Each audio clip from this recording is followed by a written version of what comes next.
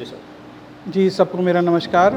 मैं डॉक्टर विश्वंबर वाराणसी से आया हूँ, बीएचयू। आपने नाम सुना होगा, भारत की one of the best universities में से। मैं वहाँ ईएनटी सर्जन हूँ। I am a otolaryngologist there, working as professor in department of ENT. I was invited as guest faculty to this very good conference of AOI BBCon to this Apollo hospital.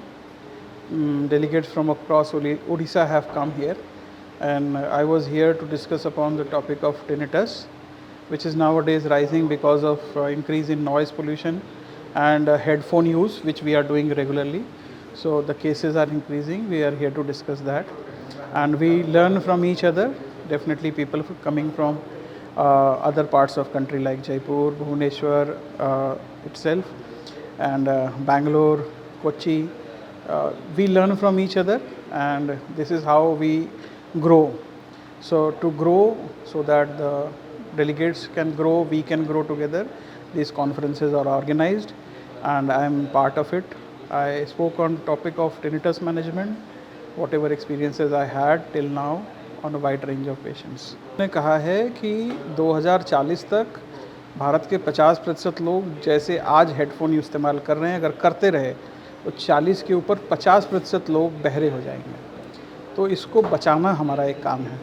इसको बचाने के लिए headphone का इस्तेमाल कम से कम करना है।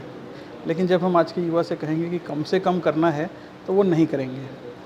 बजाय इसके कहने के कि हम उनसे कहें कि वो कम से कम इसका इस्तेमाल करें, उनको बताना होगा कि सही समय का सोने का समय क्या है, जीवन के लिए क्या-क्या ज़रूरी चीज़ें हैं, और बाहर की बातों को सुनना, हेडफोन की बातों से सुनना ज़्यादा ज़रूरी है।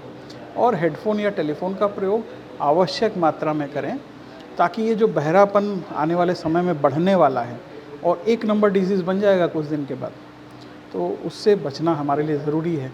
क्योंकि जब हम सुनेंगे नहीं, तो हम कहीं न कहीं जीवन के बहुत बड़ी गतिविधियों से कट जाएंगे। इसलिए ये बहुत ज़रूरी है कि हम अपने कान को बचाएँ, सेव ईयर प्रोजेक्ट पे काम करें।